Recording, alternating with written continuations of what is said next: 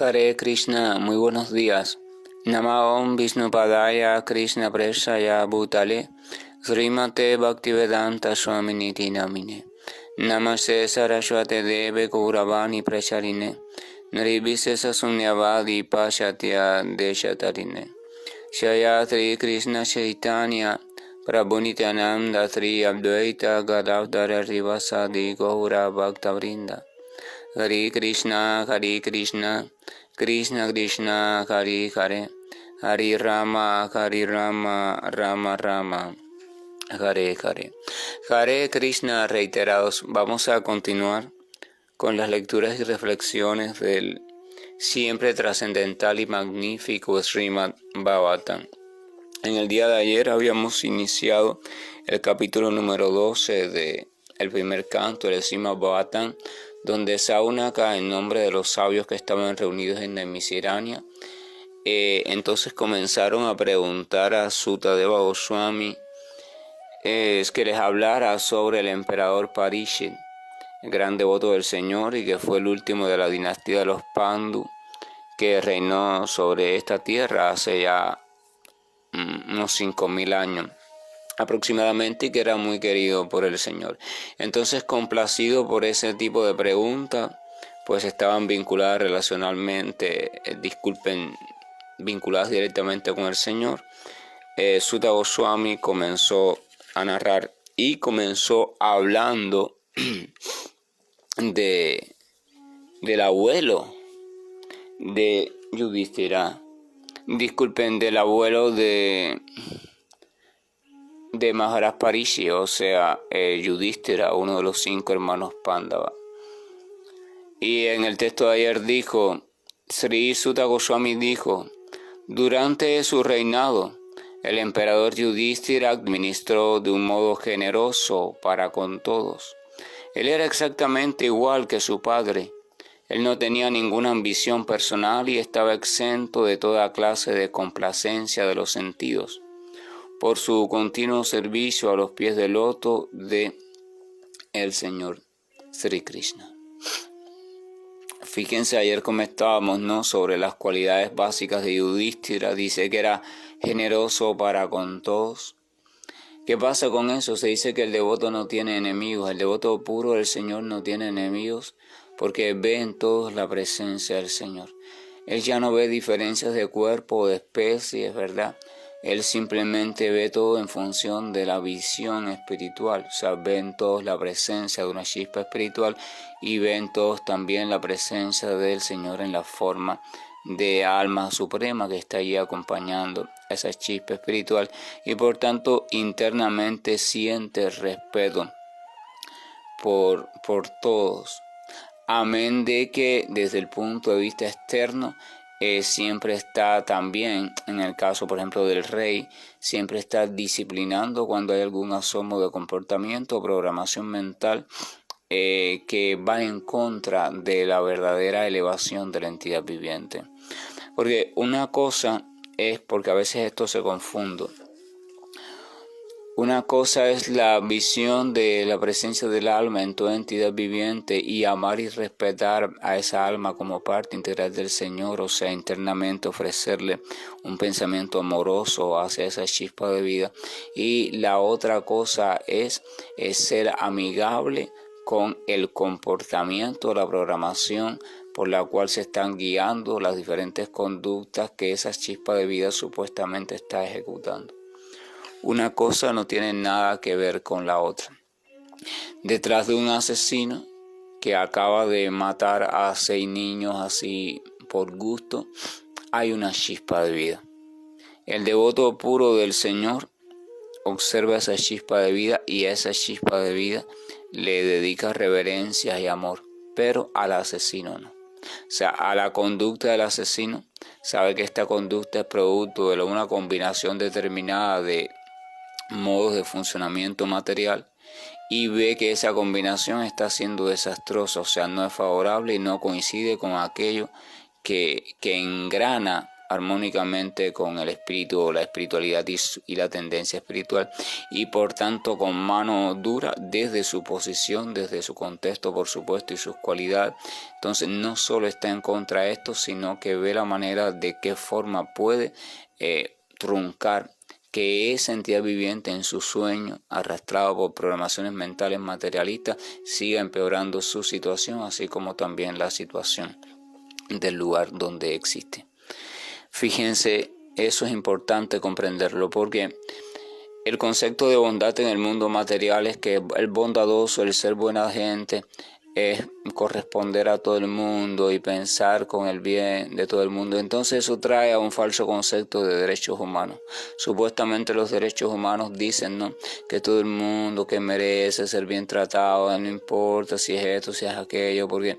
Y entonces la sociedad védica no hacía eso. La sociedad védica comprendía la diferencia entre el alma y el cuerpo, admiraba al alma porque era siempre pura, pero también era recta y era muy estricta con aquellas conductas degradantes en las cuales se veía ya la corrección era muy difícil. Entonces incluso muchas veces en ese sentido se dedicaba a poner freno automático. ¿Cuál era la visión védica? La visión védica era la siguiente: esta entidad viviente está enredado en un determinado grupo de tendencias o programaciones mentales en las cuales se ha identificado con tal personaje y tal personaje y tal personaje. En ese enredo o en esa actitud o vida ilusoria, ella está desarrollando una serie de actividades que no es favorable ni para su elevación, o sea, para volver a despertar, encontrarse con ella misma como entidad espiritual y volver a su plataforma natural en relación con Dios. O sea, no es favorable para eso, ni es favorable tampoco para la tranquilidad y la elevación de las otras entidades vivientes que están compartiendo con ella en el mismo sueño, al menos durante un tiempo determinado.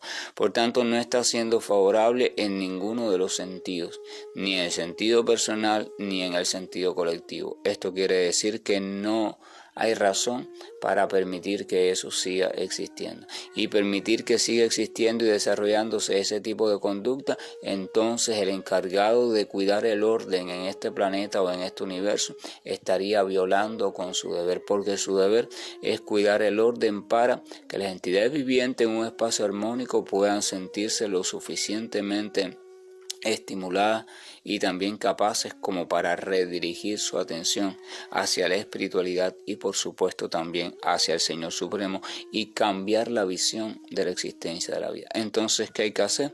Hay que eliminar a ese comportamiento. Y entonces venían castigos serios, incluso muchas veces recurrían a la pena de muerte.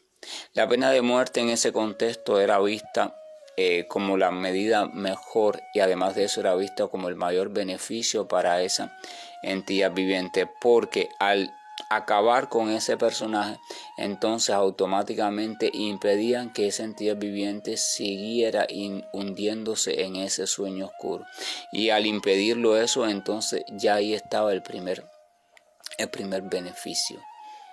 Vamos a suponer que un niño tiene un juguete, los padres le compran una bicicleta pequeña, el niño empieza a montar y le coge el gusto, le gusta mucho montar bicicleta, pero siempre anda a gran velocidad, no tiene cuidado con si va por un parque, si está en la calle o si hay algún obstáculo. Él está tan emocionado en su poder de ser un gran ciclista que no tiene. Entonces los padres lo reeducan varias veces, le dicen mira cuidado, incluso se cae varias veces, se daña, pero él así no sigue haciendo caso, él sigue empeorando, incluso se abalanza con su bicicleta encima de los demás niños del parque y encuentra placer incluso golpeándolos y que los niños corran asustados de miedo. Entonces llega un momento en que los padres deciden reunirse, se reúnen, conversan, y llega un momento en que dicen vamos a quitarle la bicicleta y se la vamos a vender o la vamos a regalar, y se queda sin bicicleta. O sea, ya una vez que el niño ya no tenga bicicleta, puede ser que él llore, que diga los padres son pesados, pero ya los padres en ese momento han hecho el mayor bien que le puedan hacer a ese niño. Primero, evitan futuros accidentes, al menos hasta que él cobre responsabilidad en su propia conducta. Segundo, evitan posibles malestares para otros niños y la familia de esos niños. Y tercero, le ayudan a despertar en el sentido de que se dé cuenta de que por la vida él no puede andar haciendo lo que quiera, sino que hay un orden social que hay que respetar. Y además de eso, hay una autoridad que se llaman los padres, a los cuales hay que respetar. Pero si ellos pensando, no, quizás el niño, pobrecito, deja la bicicleta, entonces ellos van a ser culpables de todo aquello que la conducta del niño traiga consigo. Ahora, ¿qué pasa? Lo que la identificación con el cuerpo, desde la concepción de nuestro propio cuerpo, nos identificamos con el cuerpo de los demás, y esa identificación en base a los lazos afectivos le llamamos padre, hijo, hermano, mujer, hombre, otro, vecino, primo, etc. Y desarrollamos ciertos afectos. Cuando desarrollamos ciertos afectos por esos cuerpos, realmente no es por esos cuerpos, es por esas criaturas, pero como están identificadas en esos cuerpos, desarrollamos amor, afecto por esos cuerpos.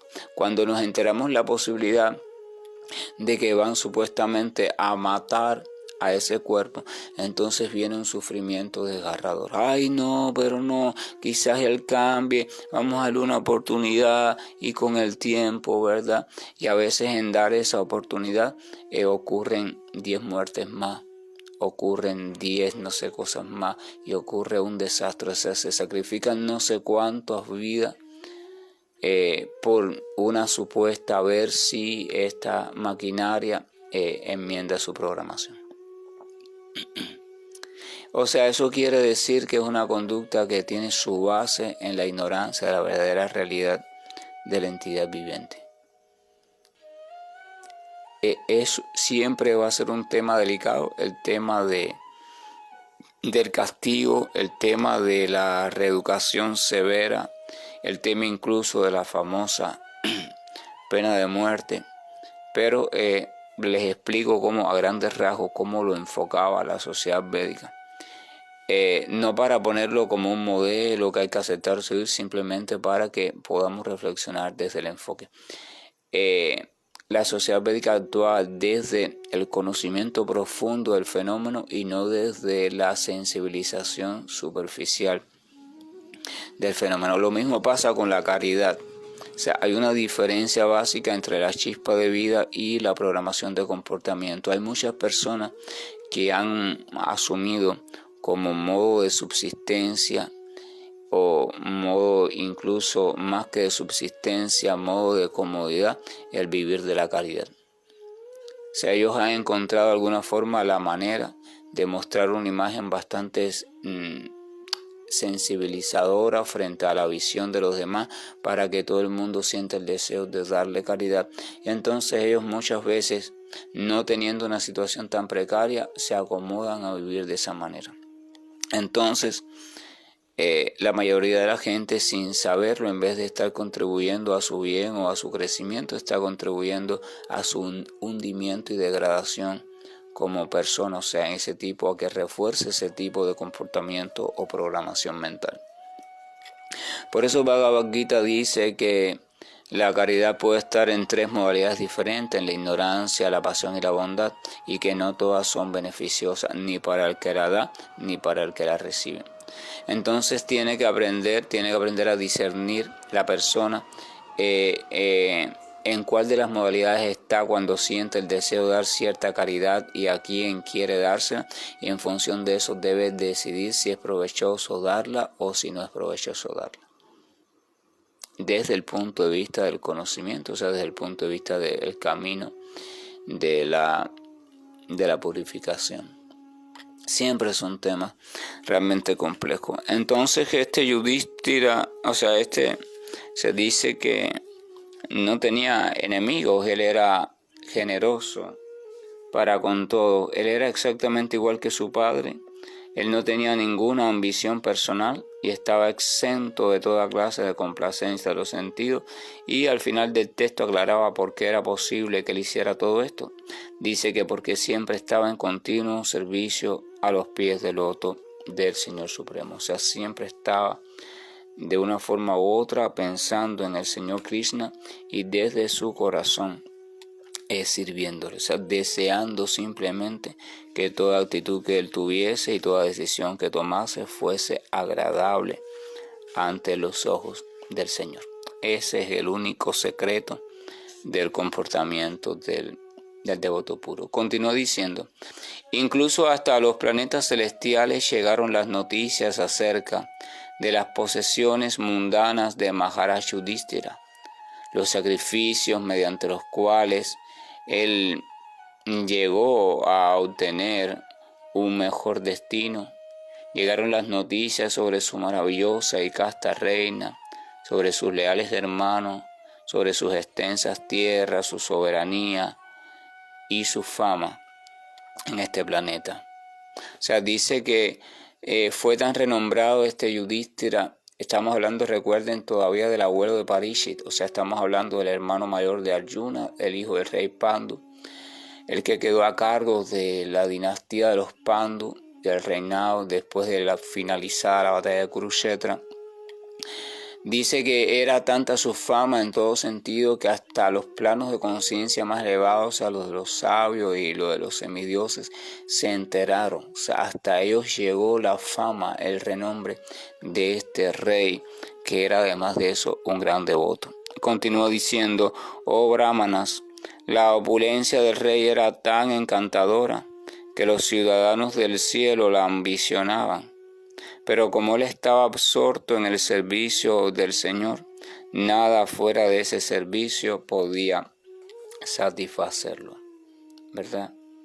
A veces se da el caso, en la historia se ha dado el caso, incluso hay narraciones con respecto a eso de alguien que lleva una vida muy opulenta y tiene tantas cosas aparentemente atractivas desde el punto de vista material, desde una familia hermosa, lugar hermoso de residencia, posesiones materiales de todo tipo, diferentes hobbies o disfrutes, o sea, en todo sentido siempre su vida se ve muy atractiva y muchas personas la ven y la desean para sí, o sea, wow, si yo también pudiera vivir así, si tuviera esa familia, si yo esto, sí, claro que tiene que estar feliz porque mira cuántas cosas tiene. Y incluso algunos han llegado hasta la vida de estas personas con el propósito de que les facilite alguna de estas cosas y se encuentran que estas personas muchas veces se las facilitan sin ningún problema y no es porque tienen más, sino porque no hay un apego o un sentido de propiedad sobre esas supuestas cosas y porque además aquí se repite otra vez el secreto en este texto, solo está enfrascada o pensando en el servicio al Señor. Ella está disfrutando de esas cuestiones materiales o estas cuestiones materiales están en su vida por una cuestión de reacción kármica favorable. O sea, por una cuestión de sus propios sacrificios, obras de caridad, pensamiento, etcétera, etcétera. Entonces, así como llegan las cosas desfavorables a nuestra vida por decisiones nuestras en el pasado, así también llegan las favorables. Es una cuestión mecánica, es la ley del karma, es una ley material. Llegan por eso. Pero ellas están conscientes de que a pesar de las circunstancias que lleguen, las favorables o las desfavorables, ellas tienen una sola tarea en la cual estar enfrascadas y es la tarea de estar siempre entregadas a la recordación del Señor y al servicio devocional a los pies del loto del Señor. Entonces por ello ellas no tienen ningún trabajo en compartir o en ser bondadosos o simplemente si todas esas cosas dejan de estar porque ya se terminó el tiempo de los beneficios kármicos, entonces tampoco tienen perturbación. El hombre materialista logra algo con gran sacrificio porque no conoce la ley del karma, pero después entonces está ansioso porque en cualquier momento sabe que lo puede perder. Entonces si por cuestiones también kármicas llega a perder lo poco que ha logrado, se desespera hasta el punto que busca cualquier medio para volverlo a obtener, entonces entra en caminos oscuros y entonces su conciencia se dirige hacia un torbellino muy revoltoso, o sea, muy violento, que lo va a hacer pedazo, nunca puede ser feliz. Pero el devoto puro del Señor y también el trascendentalista que ha comprendido la cuestión espiritual de la vida, da un paso más y eso se llama liberación. Empieza a salirse del condicionamiento de la existencia. Su vida, su estabilidad ya no es condicionada por las cuestiones materiales. Comprende la ley del karma, comprende que todo, absolutamente todo lo que sucede es debido a algo o una combinación de decisiones, comportamientos, conductas, pensamientos anteriores que ocurrieron anteriormente en algún momento. En esta vida o en vidas pasadas, pensamientos, deseos que quedaron pendientes, deseos o pensamientos de otras personas con respecto a ti en otra vida pasada que se quedó, como por decirlo así, como un juicio pendiente, como allí. Entonces él simplemente recuerda lo que dicen los textos védicos. Los textos védicos dicen que el famoso bien o mal, la famosa opulencia o sufrimiento son cuestiones que van llegando por sí solas en el paso del tiempo, como resultado de otras cuestiones anteriores. Entonces ahí viene el descanso, porque cuando uno comprende eso, dice, entonces, ¿por qué estoy agotándome tanto? ¿Por qué estoy luchando tanto por obtener cuestiones que realmente responden, no a mi lucha, sino que responden a otras cuestiones más complejas que ya están en camino, ya sean favorables o desfavorables? Pero en Bhagavad Gita Krishna dice a Arjuna, tienes que comprender eso y hacerte trascendental a eso de lo favorable y lo desfavorable. No sigas permitiendo que los conceptos de favorable o desfavorable desde el punto de vista material, o sea, para el cuerpo, para la mente, sigan perturbando tu existencia. Tienes que comprenderte como chispa espiritual, tienes que comprenderte como una potencia de vida que está por encima de las cuestiones del orden material, y tienes entonces que preguntarte cuál es mi posición real. Y llegar a comprender que tu posición real es la posición de parte integral del Señor, eternamente es eso, y además de eso, sierva, o sea, sirviente del Señor. Y hasta que no te reubiques en esa posición desde una comprensión perfecta, desde una comprensión real, desde una fe absoluta en ella, o sea, una entrega total en ella, entonces siempre estarás en una sensación de insaciabilidad.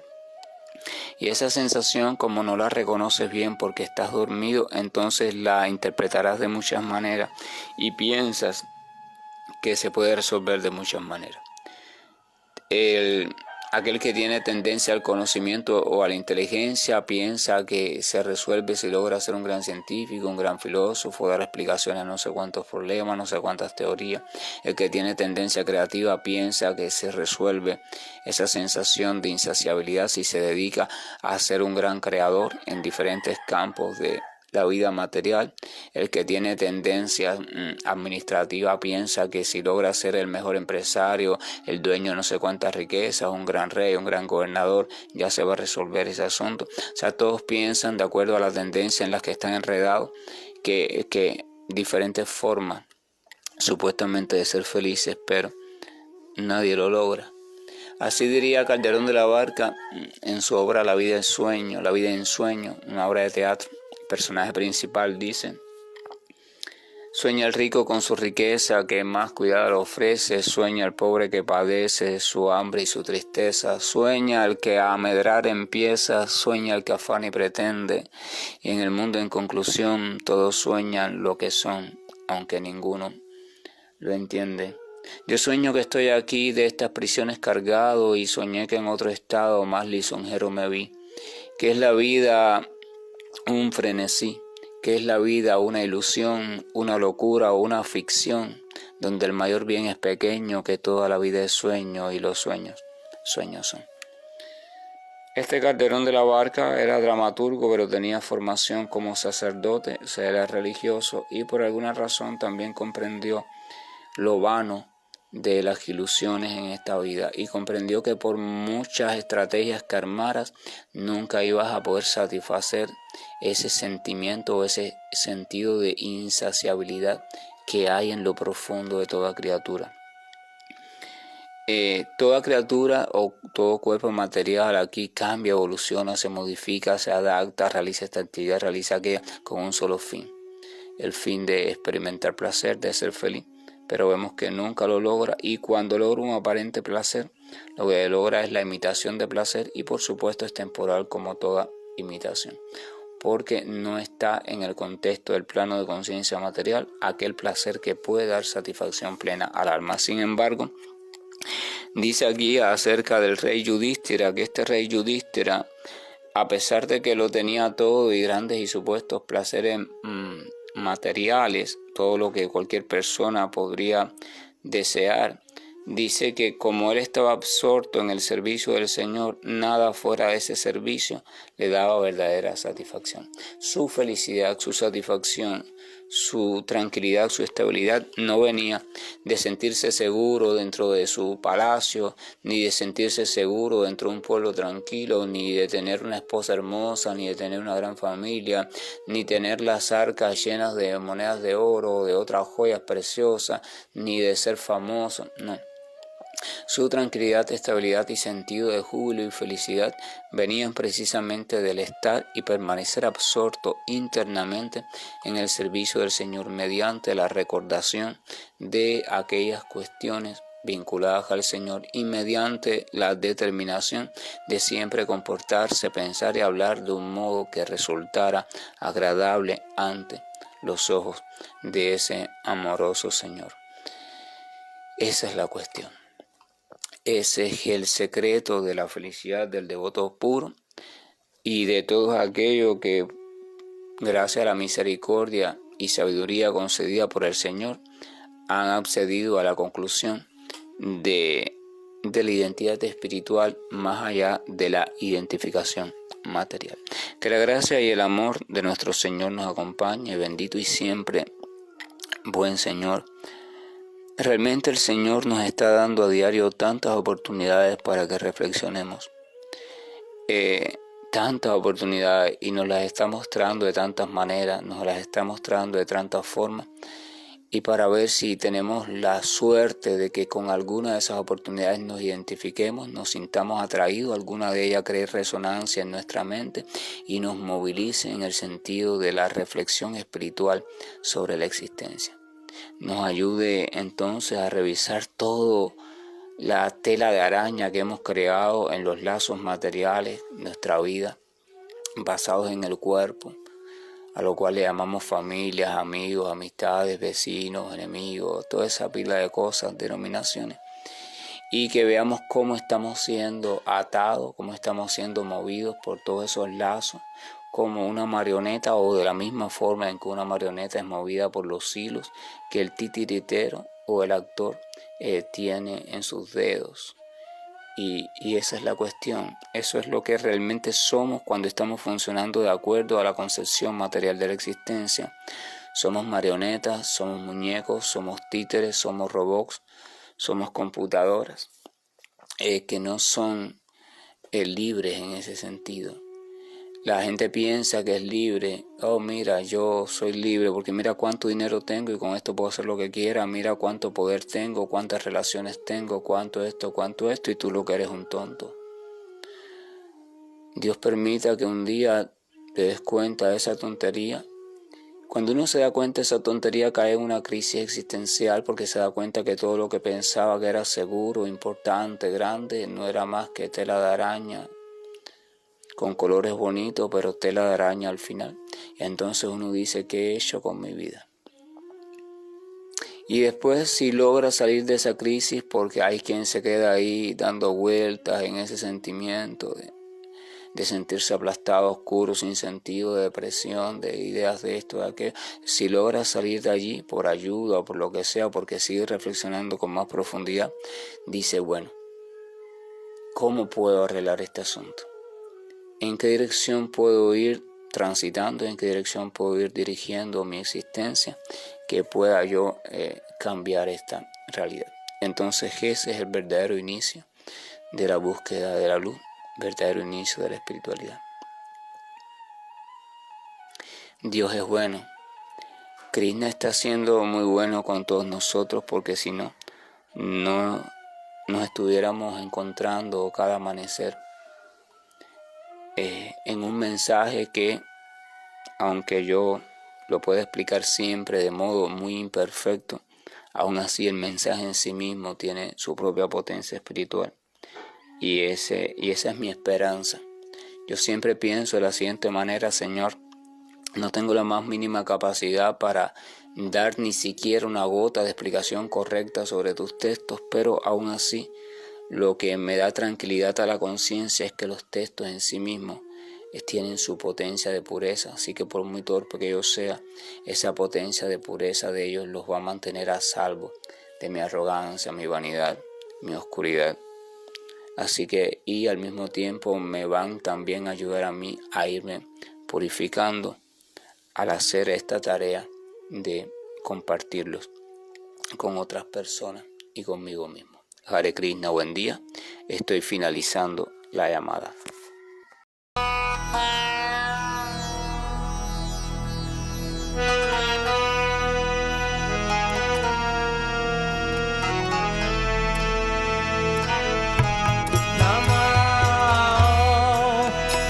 Padaya Krishna Prestaya Bhutale Srimate Bhaktivedanta Swami Nichinamine Namaste Sarasvati Devam Gauravani Pracharine Nirvishesha Shunyavadi Vasacha Deshatarine